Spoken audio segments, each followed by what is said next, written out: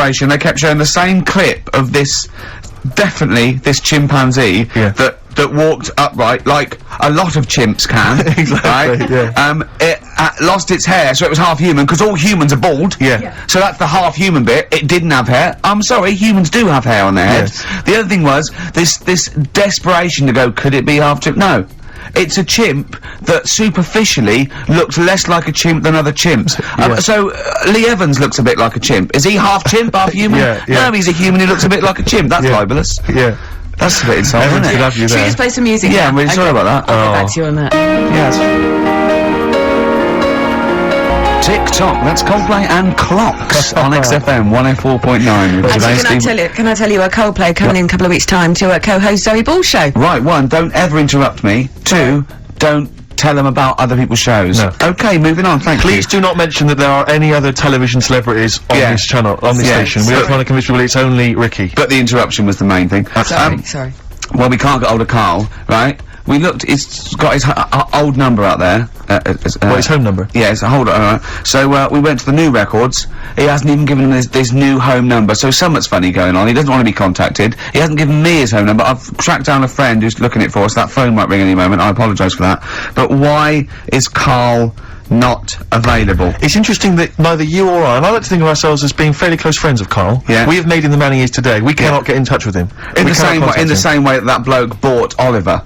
Sure. I think that Carl is now ours. Yeah, exactly. Well, exactly. I think very much that's true, yeah. Yeah. Carl is very much like a humanzee. If we're gonna lose contact with him and find him 5 years in a circus in Manchester. Exactly, they're doing experiments on him. Yeah, and they go, We can't figure him out. Yeah. Well, there's something wrong with He his looks like a chromosome. human, He acts like a, because usually humans stand upright. Yeah. And Carl likes to walk on all fours whenever he can. Yeah. He's not interested in other human women, he's only interested in apes. Yeah, it doesn't make sense. Oh my god. And he's bald. He is bald. Oh look, there's as much evidence for Carl being a humanzee as Oliver. I think there's more.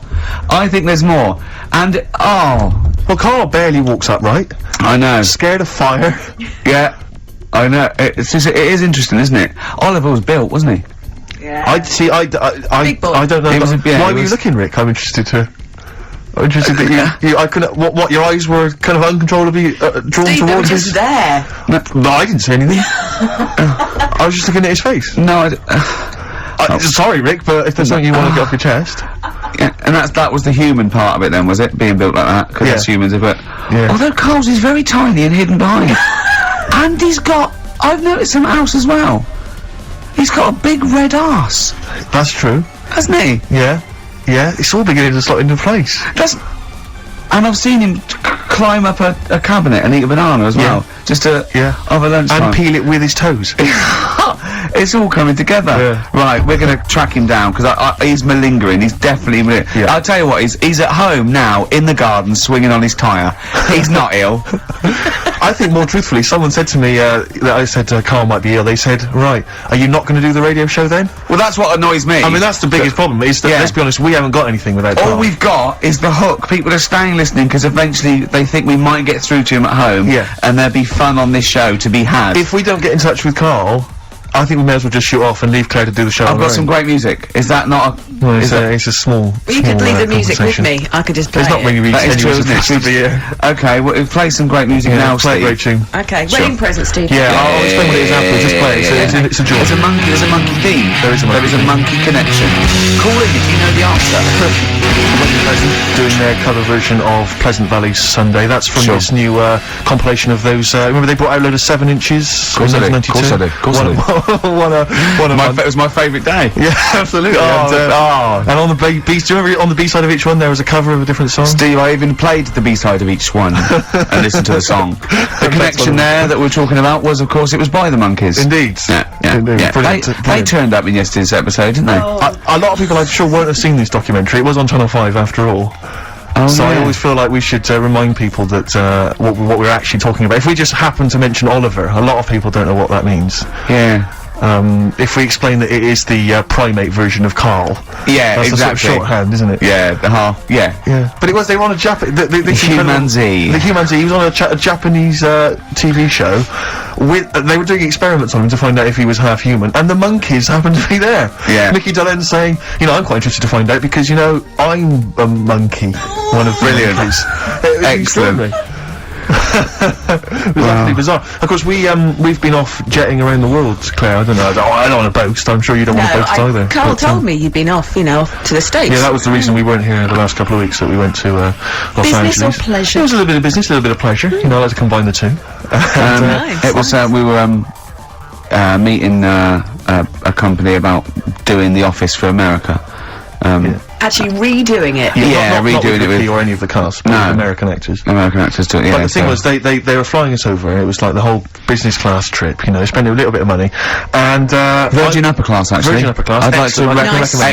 Excellent. It's brilliant. Very good service. Definitely get free flights now. Easy. Yeah, definitely. Easy. Brilliant. Yeah. Richard Branson, lovely bloke, and I love It's Tubular brilliant. Bells. I don't think he owns it anymore. Does he not? But he's still a lovely great bloke. guy. He's still a good. What does he own? He must own something we can get. Oh, does he involve with Virgin Records anymore?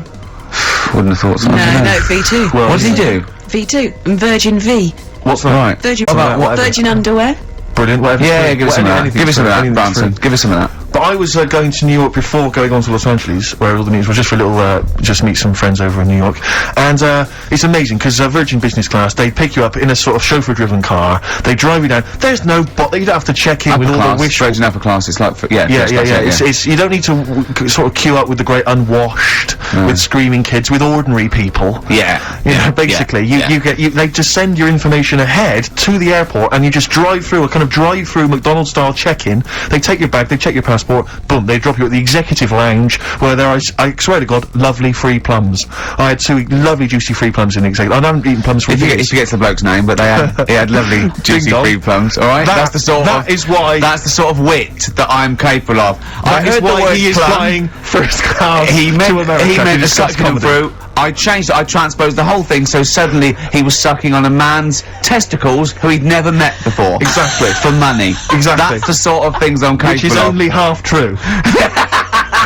So he's used his There comedy was mind. no money involved. That is why he was being jetted off to America to talk comedy. That is the kind of quality. But it was great. It was a really lovely flight. It was a lovely car, luxury car, and the flight. It was like the advert. They've got those beds that sort of just the totally seats kind of recline, so it's almost and you can you see got horizontal. anything you want as much. And I sort of like I was falling asleep, and I sort of woke up, and one of the air assistants was like covering me with a blanket. It was like the advert. Yeah, it was just crazy. brilliant. All the lights came down. A and woman comes around and says, "Do you want a massage during the flight?"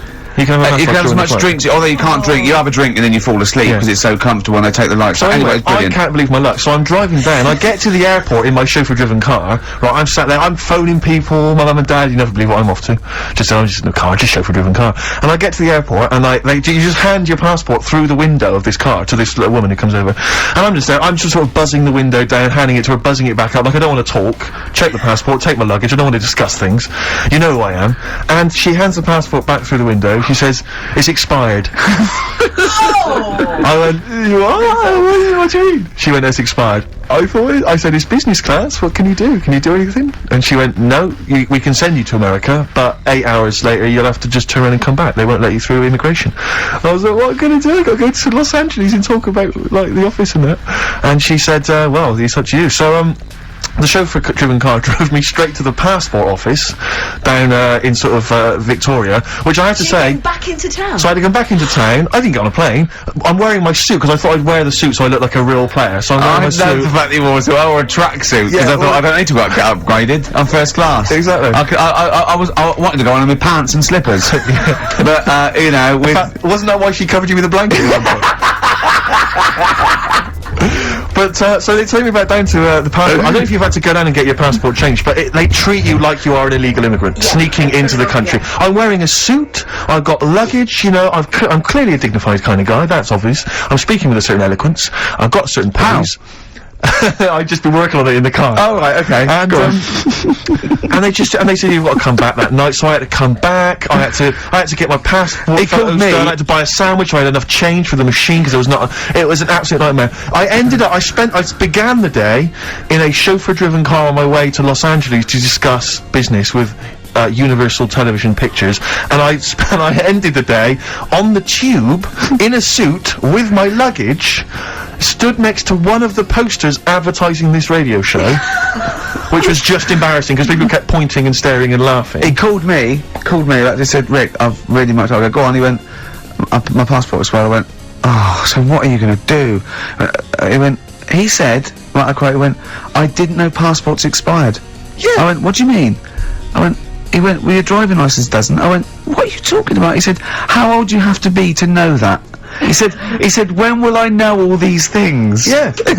It is. When will I know all these Steve, I want things? to just come and hug you. But do you know what I mean? Did you know that? Did you genuinely know that your passport expired? I did, because my passport expired Because she's 2 years alive. ago. And Because she's I went and alive renewed in the it. world. There is so much stuff that I don't know because I don't think I've reached a certain age yet. I remember you walking down the street once and you said there were some roadworks, and you said they're probably doing those roadworks because And it's is that the what end of the it's- financial yeah, they year have and to they've got to spend their spend their money. budget, yeah. I thought, well, how do you know that information? I just tell you. Yeah, exactly. I don't talk to cabs. I'm in chauffeur-driven cars. I put the little window up so they don't how old talk are to you? me. How old are you? 28. Are you old enough yet to help a long distance lorry driver back into a car park? Definitely not. Oh, you're an idiot. Play a record. And I'm also, I'm not old enough yet to be able to say, can I have a pint of lager, please, Chief? In a pub. I wonder I want to get to that age. No, you're a long way off.